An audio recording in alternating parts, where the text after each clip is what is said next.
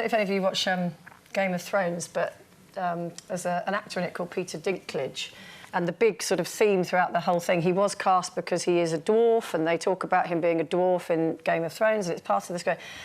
And the first time I watched it, I thought, oh, he's a dwarf. And then by about episode 2, I'd completely forgotten. He's a fantastic actor. He's actually quite good looking. I was like, oh, quite fancy him, unlike most of the other people in Game of Thrones.